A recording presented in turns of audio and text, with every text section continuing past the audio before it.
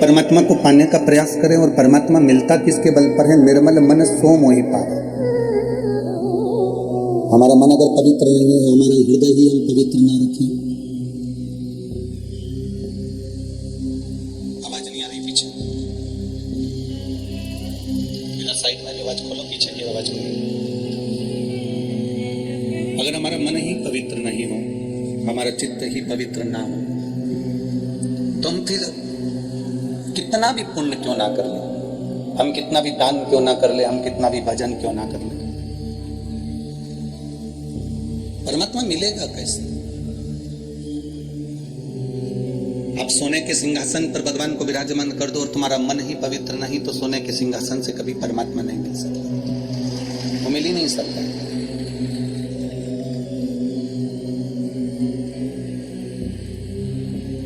आप अंबर पीतांबर, बहुत सारा पीतांबर भी एकत्रित कर कर अगर परमात्मा को दे दो और तुम सोचो कि परमात्मा मिल जाए, तो नहीं मिल सकता, क्योंकि मन शुद्ध नहीं, हृदय शुद्ध नहीं।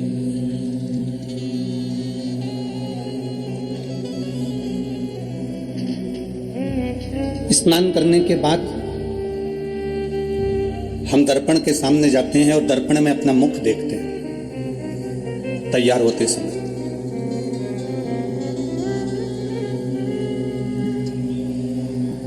रोज स्नान करते हैं और रोज दर्पण में मुख देखते हैं। जिस तरह से हम स्नान करने के बाद दर्पण में मुख देखते हैं कि मैं ठीक लग रहा हूं कि नहीं लग रहा, मेरा चेहरा कैसा लग रहा है, मेरे बाल कैसे लग रहा है, मेरे कुंडल कैसे लग रहा है, मेरे गले की कंठी कैसी लग रही है, मेरे वस्त्र कैसे लग रहे हैं, मेरे मस्तक का श्री तिलक कैसा लग रहा है, मेरे आंखों का सुरमा कैसा लग रहा है। रोज स्नान करने के बाद हम रोज दर्पण देखते हैं कि उसमें हम लग कैसे रहे। उसी तरह जैसे स्नान करने के बाद दर्पण देखते हो कि कैसे लग रहे हो, जब भी कोई कर्म करो, काम करो, उस कर्म को करने के बाद अपने मन के दर्पण को जरूर देखो कि मैंने ठीक करा कि नहीं, मैंने श्रेष्ठ कर्म करा कि नहीं करा, मैंने किसी का दिल तो नहीं दुखाया, मैंने किसी को तकलीफ तो नहीं दी, किसी को कष्ट तो नहीं दिया, हमारे द्वारा किसी को कोई दुख तो नहीं हुआ। कई लोग कहते हैं हम बड़े दुखी हैं गुरुजी, हम कहते हैं दुख से कब तक भागोगे? संसार में से कोई बता दो जिसको तकलीफ नहीं हो, जिसको दुख नहीं हो। भगवान राम भी अगर इस मृत्यु लोक पर पधारे हैं, इस पृथ्वी पर अगर मेरे राम जी का अवतार भी हुआ है, तो उनको भी दुख सहना पड़ा है। तो आप और हम तो क्या है? भगवान कृष्ण भी इस पृथ्वी पर आए तो उनको भी दुख सहना पड़ा। संत तुकाराम जी हों, संत एकनाथ जी हो, मीराबाई हो, कर्माबाई हो, मुक्ताबाई हो, संसार में अगर जन्म लिया है तो कष्ट तो आता है। दुनिया के लोगों में और संत में एक बड़ा अंतर है। दुनिया के लोग दुख से भागते हैं और संत दुख से भागते नहीं, दुख से जागते हैं, और जो जागता है फिर वो नाम कमा कर बैठ जाता है। हम दुख से भागेंगे तो दुख हमारा पीछा छोड़ने वाला नहीं है। वो तो आज है तो कल भी, और कल है तो परसों भी। हम भागने की अपेक्षा संतों जैसा काम क्यों ना करें कि हम थोड़ा सा जागने का प्रयास करें। और जब हम जागने का प्रयास करेंगे तो ये निश्चित है कि हम दुख से अगर जाग गए कि हमारी तकलीफ को हमने देख लिया कि मुझे सहना है, तो सहकर भगवान का भजन करना है, और जाग गए तो फिर ये दुख हमको तकलीफ नहीं देता, फिर हम उस दुख पर भी भारी पड़ जाते हैं और दुख दूर भागने लगते हैं। यहाँ इतने सारे बैठे हो आप सभी लोग, और बहुत सारे भक्त लोग टीवी पर आस्था चैनल पर कथा देख रहे हैं, कोई फेसबुक यूट्यूब पर कथा सुन रहा है। कितना डराया था कोरोना के इंजेक्शन में, कोरोना की वैक्सीन में। बोलो सही है कि गलत है? वैक्सीन लगवा लो तो चक्कर आता है, वैक्सीन लगवा लो तो 3, 4, 8 दिन तक लगवाओगे तो वो होगा।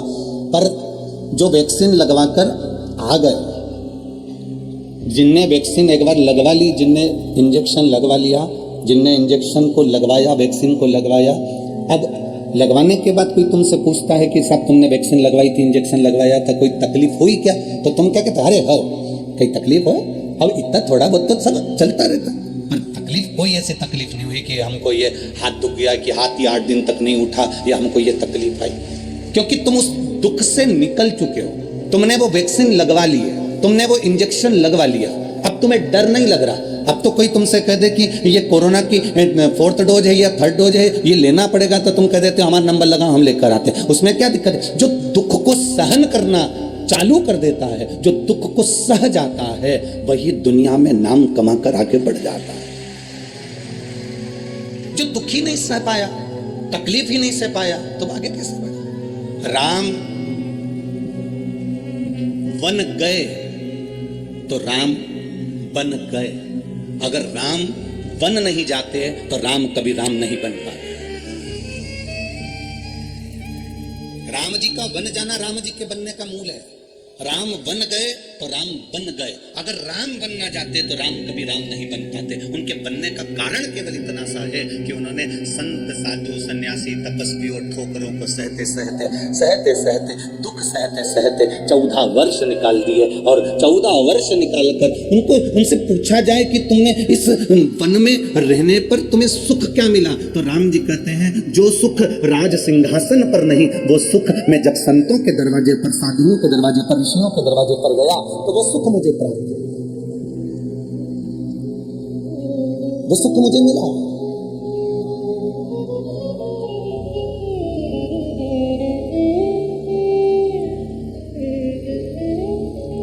जो दुनिया में कहीं सुख नहीं, वो सुख परमात्मा के चरणों में।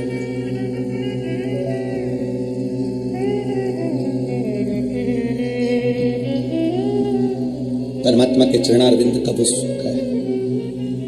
कभी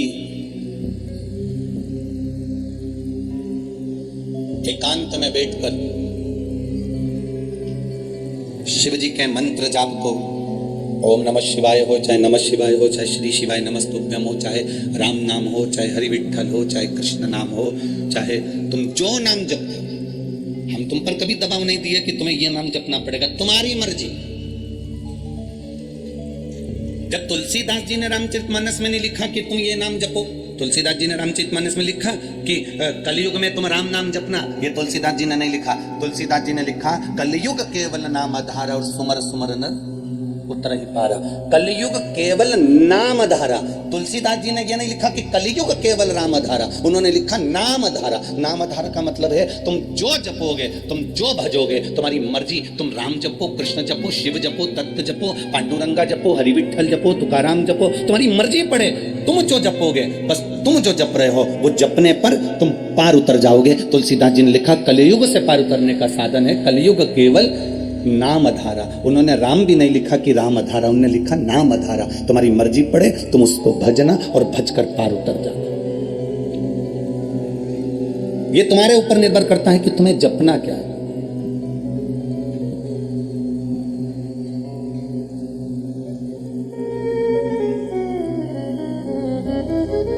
महाराज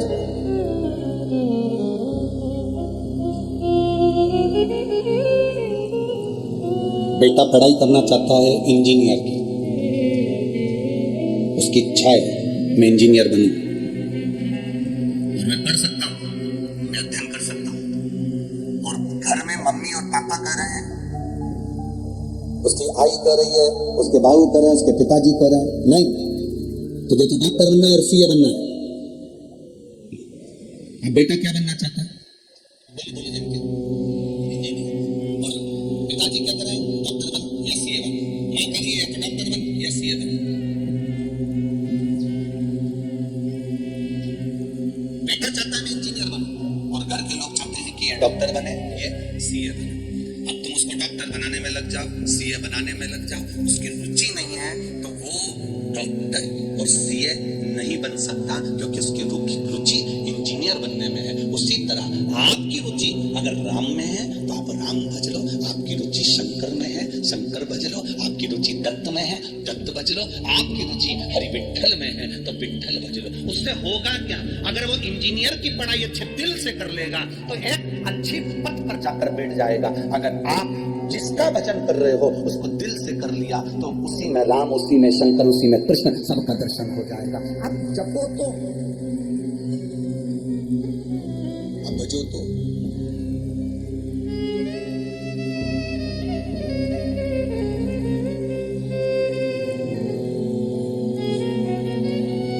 अपन स्वयं, हम स्वयं अगर मंदिर तक नहीं जा सकते, हम कई बुजुर्ग माताओं से कहते हैं, माताएं कहती हैं गुरुजी आप हमें मंदिर जाने का कहते हो, परंतु बात इतनी सी है गुरुदेव कि हम मंदिर जाने का विचार तो कर लेते हैं, हम मंदिर जाने के लिए तैयार भी हो जाते हैं, पर गुरुदेव बात इतनी सी है कि शरीर से चला नहीं जाता तो, और मंदिर भी दूर पड़ता है, तो हम करें तो करेंगे।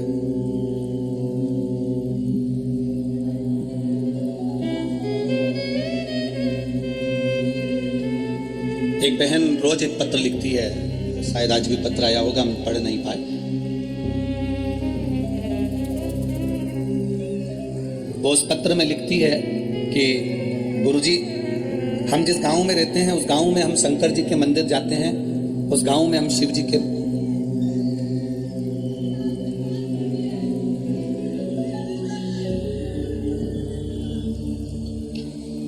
आप लिखकर भेजो मुझे, थोड़ा सा लिखिए, मैं उसको देखता हूँ। शंभू, जरूर जरूर मैं करता हूँ शंभू, बेटा जरूर करूंगा। आज कथा के बाद में 10 मिनट आपका और हमारा ही शरीर, ठीक है, बात कीजिए।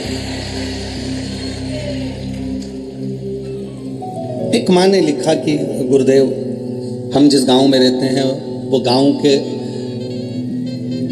सेठ जी ने मंदिर बनवाया है शंकर जी का, और हम उस मंदिर में अगर जल चढ़ाने के लिए जाते हैं तो वो बहुत अपशब्द कहता है। हमारे चक्कर में उसने भगवान को भी ताले में बंद कर दिया कि कोई जल ना चढ़े। अब हम मंदिर में जल चढ़ाने कैसे जाएं? और हमारे गांव में मंदिर भी नहीं है, बस केवल एक ही मंदिर है जिसमें वो सेठ जी का बनाया हुआ है, और वो जल नहीं चढ़ाने देते और कहते हैं कि यहाँ कोई जल नहीं चढ़ाएगा, कोई कुछ नहीं चढ़ाएगा, और ताला लगा देते हैं। अब हम कहाँ जाएं? मेरा उस बहन से निवेदन है,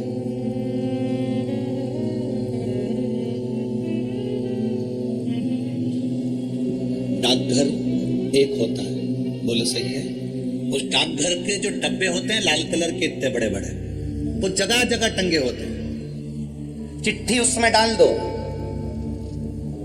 तुमने डाकघर में जाके चिट्ठी नहीं डाली है, तुमने चिट्ठी उस डब्बे में डाली है। चिट्ठी तुमने जाल ना भेजी, डब्बे में डाली थी, गई कि नहीं गई? अरे बोलो तो जम के, गई ना। थोड़ा पहुंचने में समय लगा, डाकघर डायरेक्ट जाते, चिट्ठी देते तो जल्दी पहुंच जाती, पर तुमने वो डब्बे में डाली तो थोड़ा पहुंचने में समय लगा।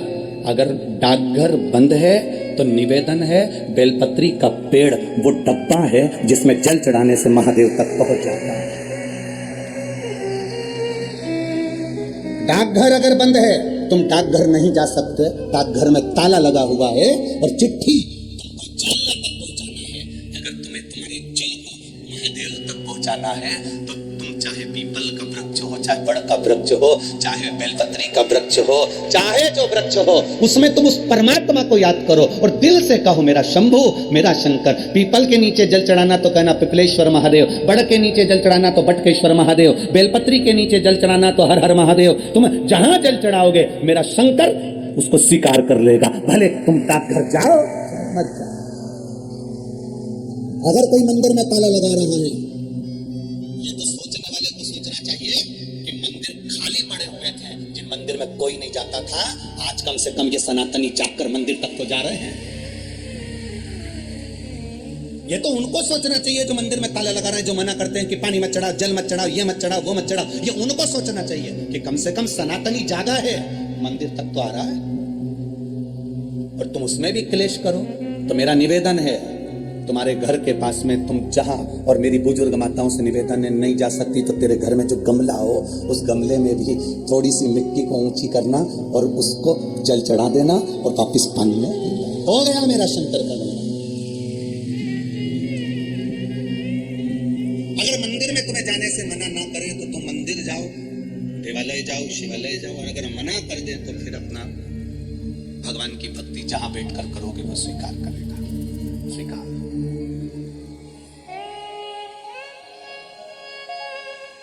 वो क्यों ना सुनेगा?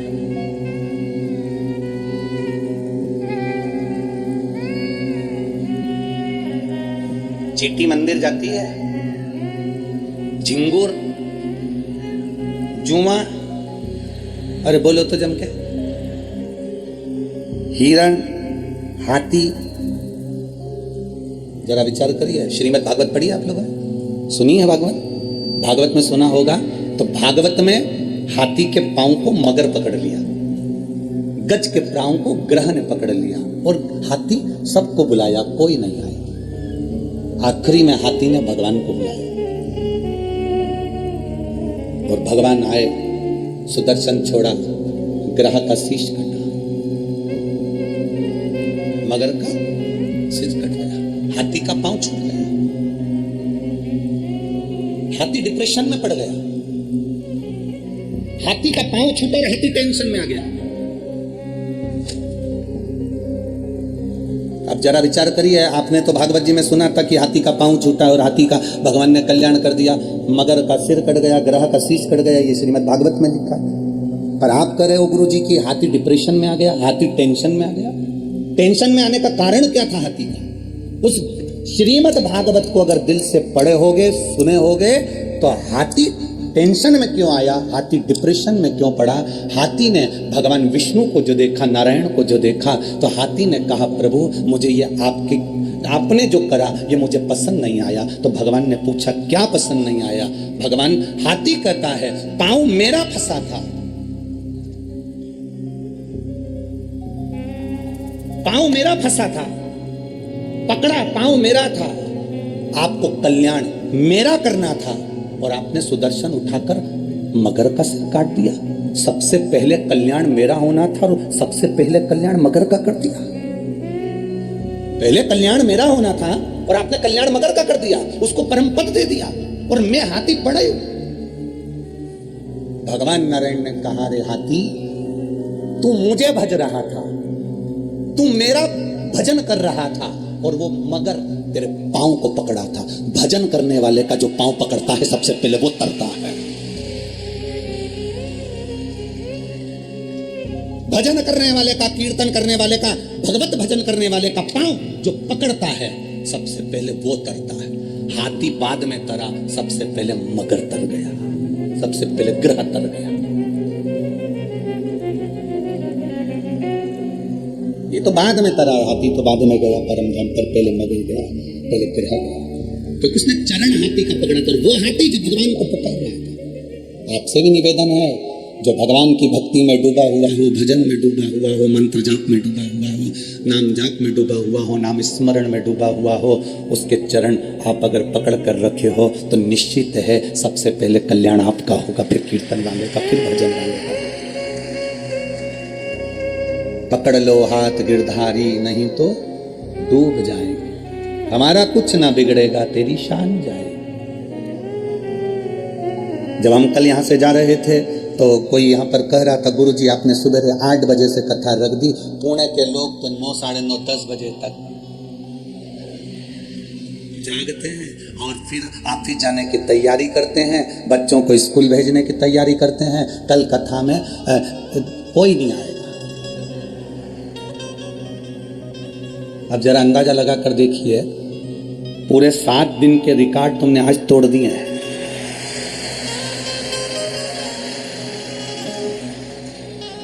यहां बता रहे थे कि सुबह 4 बजे से और रात को 3 बजे से लोग आना चालू हो गए थे, रात्रि भर चले हैं, रात भर भक्त आ रहा है, पूरी रात चले।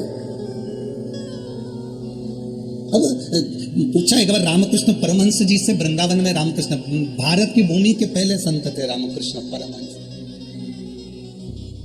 भारत की भूमि के पहले संत थे रामकृष्ण परमहंस, जो मथुरा के रेलवे स्टेशन पर उतरे थे तो पांव के बल नहीं उतरे थे, अपने सिर के बल उतरे थे, सिर के बल। रामकृष्ण परमहंस, स्वामी विवेकानंद जी ने पूछ लिया था रामकृष्ण परमहंस जी से कि मथुरा के रेलवे स्टेशन पर आप पांव से नहीं उतर रहे हो, सबसे पहले आप ट्रेन से अपने सिर को बाहर निकालकर जमीन पर रख रहे हो, सिर के बल उतर रहे हो, ऐसा क्यों? तो रामकृष्ण परमहंस जी ने कहा था, जिस ब्रज की रज में मेरे भगवान ने अपना चरण रखा, उस ब्रज की रज में सबसे पहले मैं अपना सिर रखना चाहता हूँ।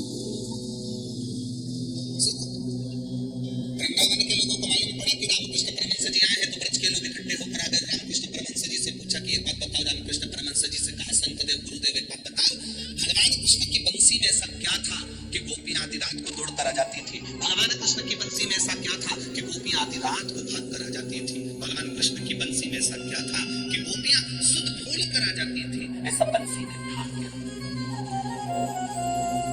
ऐसा बंसी में था क्या जो गोपियां सुध फूल कर ऐसा क्या है बंसी? ऐसा बंसी में था क्या?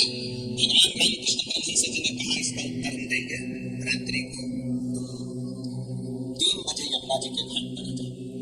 3 बजे रात्रि को लोग यमुना जी के घाट पर पहुंच गए। रामकृष्ण परमहंस जी नहीं गए। 4 बज गई, रामकृष्ण परमहंस जी नहीं गए। सुबह की 6 बज गई, रामकृष्ण परमहंस जी नहीं गए। 7 बज गई, तब रामकृष्ण परमहंस जी यमुना जी के घाट पर गए। लाखों की भीड़ थी।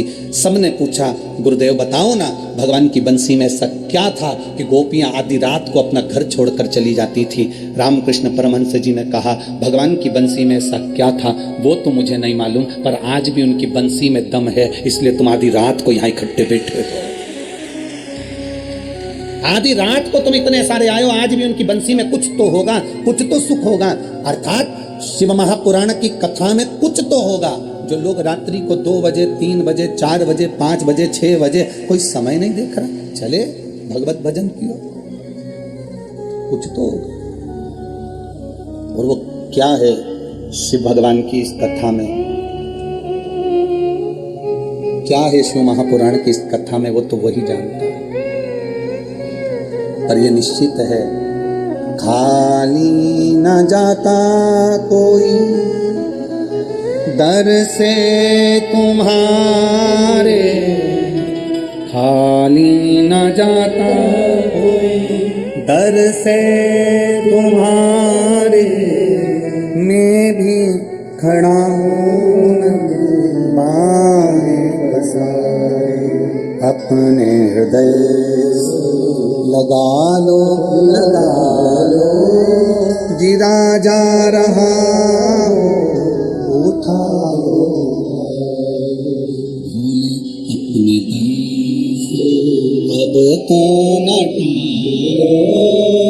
गिरा जा रहा उठा। हम बाबा के भरोसे पर हैं, हम किसके सहारे?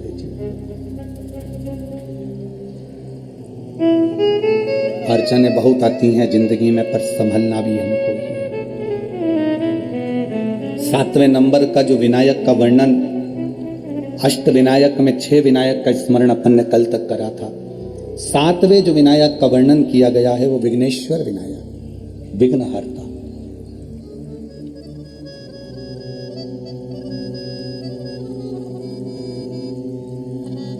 पशुपति व्रत करने से, जल चढ़ाने से, शिव महापुराण की कथा सुनने से आपकी जिंदगी में अगर थोड़ा सा भी लाभ मिला है तो एक बार शिव महापुराण की कथा में पहुंचकर बाबा को धन्यवाद जरूर दिया करो कि बाबा तूने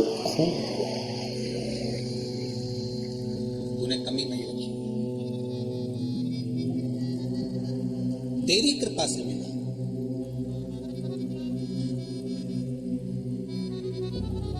और तू कृपा नहीं करता तो ये कुछ नहीं। और एक बहुत अच्छी बात अपने भीतर उतारना, एक लोटा जल चढ़ाना पर दिखावे से नहीं।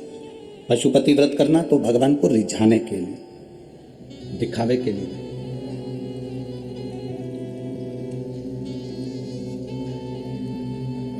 हम बहुत सारी भ्रांतियों में पड़ जाते हैं आजकल के जमाने में। लोग शिव पुराण को यहाँ से सुन तो लेते हैं, पर सबने अपने अपने नियम अलग अलग बनाकर पशुपति व्रत को बताना चालू कर दिया। पर पशुपति व्रत का जो नियम है,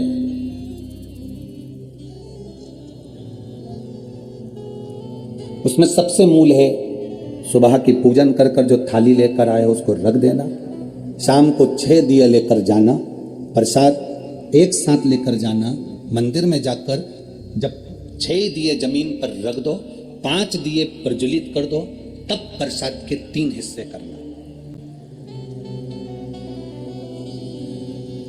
2 हिस्से प्रसाद के मंदिर में छोड़ना, एक दिया जिसको तुमने जलाया नहीं है, प्रज्वलित नहीं किया, उसको उठाकर थाली में रख लेना और प्रसाद का एक हिस्सा रख लेना। बाबा को विनती कर कर, पूजन अर्चना कर कर, शाम को जब पूजन कर कर घर आओ, घर के अंदर जब प्रवेश करो तो अपना सीधे हाथ पर दिया बाहर बैठ कर, बैठना आराम से, ऐसे नहीं बैठना कि अपन कहीं हरके से बैठ जाए, घर की ओर मुख करो, दरवाजे के सीधे हाथ की ओर बैठो, घर की ओर मुख करो और दिया प्रज्वलित करो। विनती करो, बाबा आज मेरा पहला पशुपति व्रत है, तो स्वीकार करना। मंदिर में भी कहो और घर में भी कहो, जलाते समय। घर में अंदर प्रवेश कर कर जब भोजन ग्रहण करो, भोजन के पहले जो मीठे का प्रसाद का एक हिस्सा लेकर आए हो वो पूरा पाइए, उसमें से किसी को नहीं दीजिए। कढ़ाई में अगर प्रसाद बनाया है, भगोनी में प्रसाद तैयार करा है, सीरा बनाया है, मीठी थुली बनाई है या खीर बनाई है, या आपने जो भी बनाया है, मीठा भात बनाया हो, जो भी तुमने प्रसाद के लिए बनाया हो, बस निवेदन इतना है कि कढ़ाई में उतना ही बनाना जितना तुम्हें मंदिर ले जाना। कढ़ाई में छूटना नहीं चाहिए। छूट गया तो प्रसाद के फिर 2 हिस्से वहीं पर होगा, क्योंकि एक हिस्सा तो तुम मंदिर ले गए और एक हिस्सा कढ़ाई में पड़ा की पड़ा रह गया, तो फिर वो पशुपति व्रत स्वीकार नहीं। बनाना उतना ही जितना पूरा की पूरा मंदिर चलेगा। फिर मंदिर में 3 हिस्सों पर, कढ़ाई में 3 हिस्से नहीं।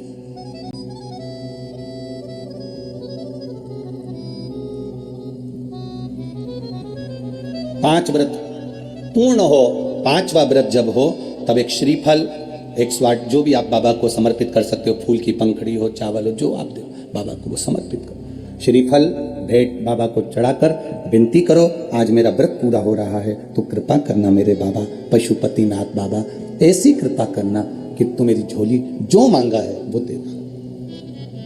थोड़ा रुकना। फिर अगर कार्य तुमने दिल से करा है, अगर व्रत, बाबा स्वीकारेगा। दिल से करा है, स्वीकार।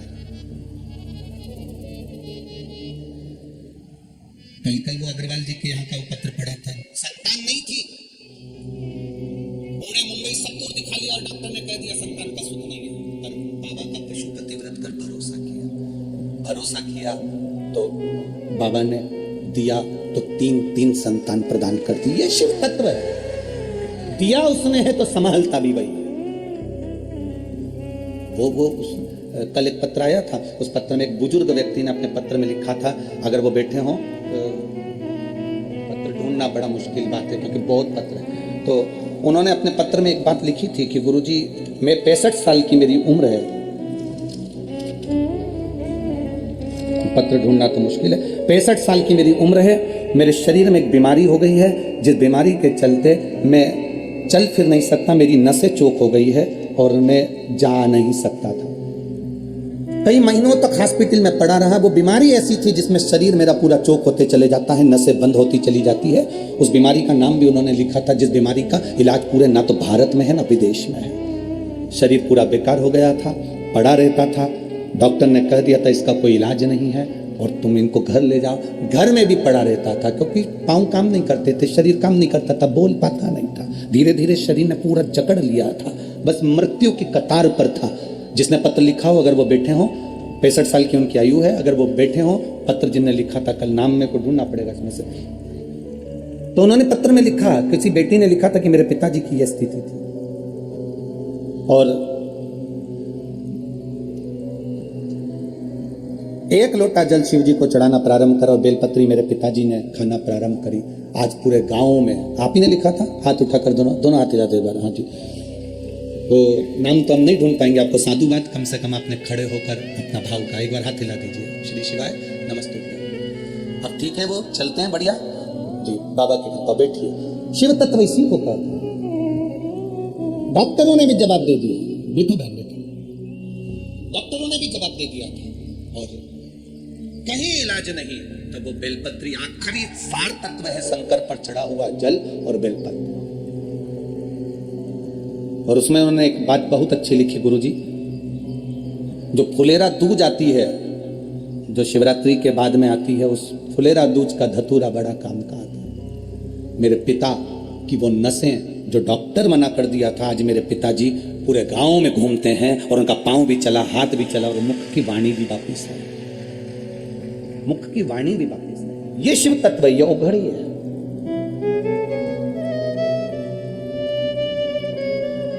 हम जल चढ़ा रहे हैं पर विश्वास नहीं है, हम मंदिर जा रहे हैं पर भरोसा नहीं है।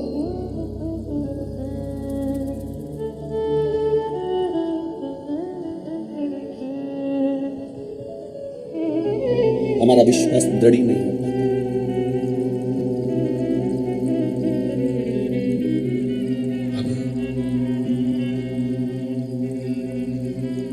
जिस समय आपका भरोसा दृढ़ हो जाए, विश्वास पक्का हो जाए, समझ लो अब शिव को मिलने में देरी नहीं है, शंकर तुम्हारे करीब में आ ही जाएगा। मंदिर शिवालय पत्थर मानकर मत जाना। हमारे सीहोर में कुबेरेश्वर धाम पर तो अभी शिवलिंग की स्थापना भी नहीं हुई है, वहां कोई मूर्ति की स्थापना नहीं, केवल कंकर और शंकर है। जिस स्थान पर बैठकर हमने भी कंकर शंकर की पूजन करी, वो स्थान वहां नियुक्त है। आप पूछेंगे कि हमें कंकर शंकर की पूजन कहाँ करना है, तो वहां पर आपको जो गार्ड लगे हैं वो बता देंगे कि वहां चले जाओ, 1 नंबर गेट के पास में, वहां बैठकर आप शिव जी की पूजन करो, कंकर शंकर पूजन। कुबेरेश्वर धाम का ऐसा कोई दिन नहीं जाता जिस दिन वहां पर नगाड़े नहीं बजते हो, ढोल नहीं बजते हो, आतिशबाजी नहीं होती हो, जिस दिन वहां भंडारे नहीं होते हो। उसका कारण क्या है? जो जाता है 3 महीने में झोली भरकर वापिस आता है, आकर नगाड़े बजाकर चले जाता है।